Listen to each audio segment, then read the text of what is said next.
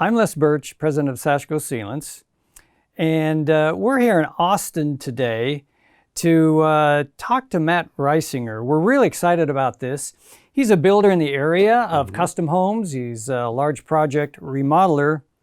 So one of the intriguing things is, why would a caulking company from Denver come all the way to Austin to talk to a builder? Well, we were so intrigued by your passion around craftsmanship, around building science, that we just had to come down and talk with you. I'm so glad you came, Les. Glad to have you in the studio. Yeah, well, we're really excited about it. I know you've got quite a following on your build show, and so a lot of people know you, but for those who don't, can you just kind of go through the path that you went through in the building trades to get to this time period when you're just really excited about the science and the craftsmanship of construction? Yeah, sounds good, Les. So my path started young in life.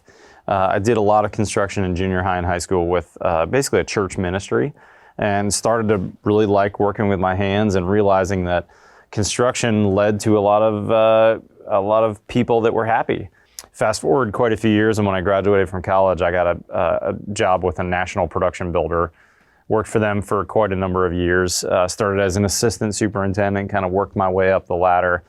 And again, that sense of accomplishment, now I was building houses from bare dirt to moving someone in. Pretty quickly in those days, we were doing like 90-day calendar turnarounds from bare dirt until move-in. Wow. I also had some pretty galvanizing experiences, which honestly led me to using your products later in life. So describe some of those. What were the key things that you learned during that time? Yeah, so Les, one of my jobs when I worked at that national production builder was I spent about 6 months as warranty manager. So I was the one who was going back on the one-year service calls. Everybody that we built a house for, they had a one-year walkthrough with the warranty manager. And that was the time that we took care of any, what we called settlement problems with the house, as well as addressing any other warranty issues. And boy, was that eye-opening. So those are the famous callbacks that contractors don't like to hear about? For sure. And and I was the point person for all like 300 houses we built a year in that division. And boy, did I have an eye-opening and not super pleasant experience during that job. So did you see opportunities just even at that early stage that might have prevented some of those callbacks? 100%. Yeah, we typically said, oh, it's normal to see your house settle and have all this caulking crack and have all this drywall issues and have, all these kind of warranty touch-up claims. And it was several $100s and at least a man day or two at every house going back and handling those issues, which at the time I didn't think it, I was in my 20s. I didn't know any better. I didn't know that it could be different. But when I started my company 15 years ago, I remembered those experiences and said, all right, how can I avoid some of that pain? Because it's not a warranty manager they're calling me. And I wanted to build a product that I thought would have much less warranty and callback. And honestly, that's a big reason why I moved to one of your big products that I know is still a huge seller today, which is Big Stretch. And the difference between a commodity item in that category and Big Stretch is really very, very limited callback. At that 1, 2, 3, 5-year mark for a builder. So it sounds like some of the things you learned there were really looking at material selection.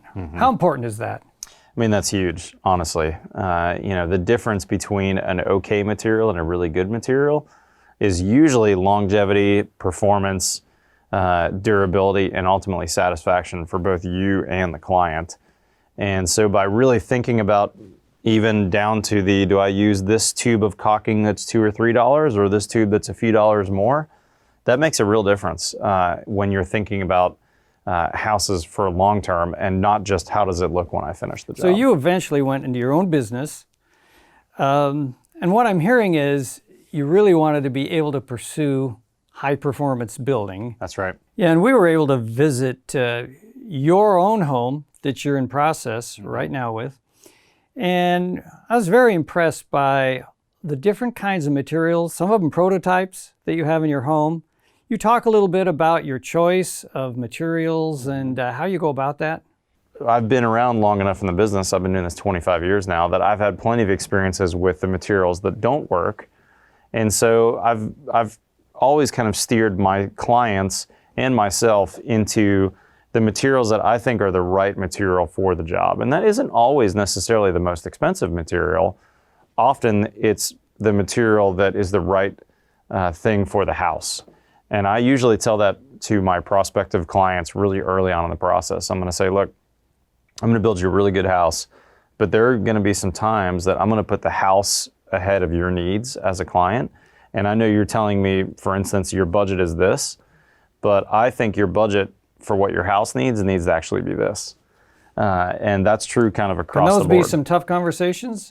They can be, and that's why I try to have them as early as possible. I try to go bad news first. Right. So, even down to, let's talk about your products for a minute. I love Big Stretch.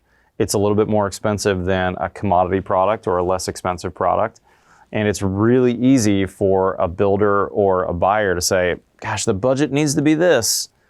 Well, then what's the builder or the painter, let's say, incentivized to do? They're incentivized to figure out how to make it cheaper or less costly, which may be what the client thinks they want, but in the end, no, they really don't want that. What they want is a good job at a fair price. Well, certainly caulks and sealants are near and dear to our heart. So Mine too. What kind of issues have you had when you picked the wrong sealant or caulk? Yeah, Les, you and I had a really good conversation earlier about all the different properties of caulking. Caulking needs to adhere to the surface, right? It needs to be able to bend, kind of like a piece of paper would bend. It also typically, especially with houses moving and being made out of wood, it probably has to have some kind of elasticity where we can stretch it. Exactly. And when you pick a lower cost product, often it may have one of those qualities, but it may not have all of those qualities. And so often, for instance, just in sealants and caulkings in general, they can look great the day you install them. 1 month or 1 year or 5 years later, they're going to look totally different. Yeah. And I've experienced those failures in my 25 years in the business a lot over the years. And that's driven me to go, I really want to pick the correct sealant and caulking for the application. And honestly, a little bit regardless of cost. Because how much does it cost to come back and redo that? It's not at that point the price of the caulking, it's the loss of relationship with the client, it's the loss of trust, and it's the labor too, because labor is by far way more expensive than price of material. You share an interest with us, and I think that's another reason we want to come down and talk with you, because we're very passionate about high performance. How can a pro who wants to sell that high performance, how can they approach their customers? Yeah, that's one that I've had to learn over the years. And honestly, I still battle that a fair amount because I tend to be more expensive than most other contractors. One of the big things that I've done in my business, Les, is I've tried to move away from bidding as much as possible. So if someone calls me and says, hey, Matt, I need a bid on this project, the first thing I say is, well, talk to me about the project. Why do you need a bid on this project? Because my company actually doesn't bid anything. What we do is we get hired under a pre-construction services agreement. We gain each other's trust and make sure we'd like to work with one another. And then I'm going to be really upfront with you on costs, including how I get paid. And then together, we're going to choose the right things for the house, whether it's a caulk and sealant or whether it's a expensive countertop or a piece of cabinetry that's going in your house. So that together we can make the decisions that are going to lead to not just a beautiful house, but a house that's well built, that's going to be reliable and lasting and durable, and honestly is still going to look great 5 years from now, just like the day we finish it. And it's all those things combined that are very intangible for somebody who's not a builder, building a house, but yet they can definitely sense it when they go in a house. They get that. Yeah, you feel a well-built home when you walk in. You do. Yeah, you really do. And I know it's a struggle sometimes for pros to talk to the consumers because it's hard to imagine the consequences of choosing a different path, and then how good it feels to have a house is tight, is durable, like you're talking about. Well, let's back up the food chain a little bit. Put ourselves in the shoes of a building material dealer. Okay. So you're a customer of building material folks. How do they talk to their pros and their customers about, hey, you might want to use this upgraded product? How do they get that story across. Yeah, that's where I think the experience really makes a big difference. And I try to stay out of the negative in YouTube videos. We don't want to talk negatively about someone else's product. But on the other hand, you need to know what the consequences are for choosing products that are less good or that are inferior. And caulks and sealants is one of those for sure. You can go to any paint store, any home center in America and buy a latex-based caulking that's going to look good probably on day one for $1.50 a tube, maybe $2 at most. Whereas we can get a much better sealant, like Big Stretch is one that I've been using for probably 15 years now. That's quite a bit more expensive. It's probably triple the cost, right? Yeah.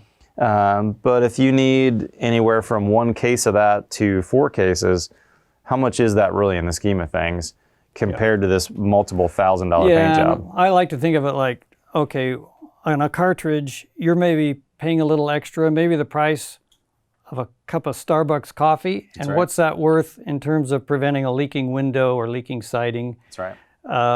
There's a real interesting trade-off there. Yeah, or not getting a callback because of caulk joints that have failed or cracked along the stairwell or along a baseboard or any of the miles of cracks that we caulk between drywall and trim in our houses. Yeah, and a callback, that can be a morning. Yeah. Right? Yeah, trip out, fix it, trip back, or I didn't have the supply I needed to fix it. That's right. Well, I think we'll wrap it up, but I really appreciate your time today. The tour of your house was just super. We saw so many neat new things that you're putting into your structure. So we really appreciate it, Matt. Thanks, Les. And you can hear more of Matt on buildshownetwork.com and get a lot more great ideas from him. So thanks for tuning in. Thanks for having me, Les.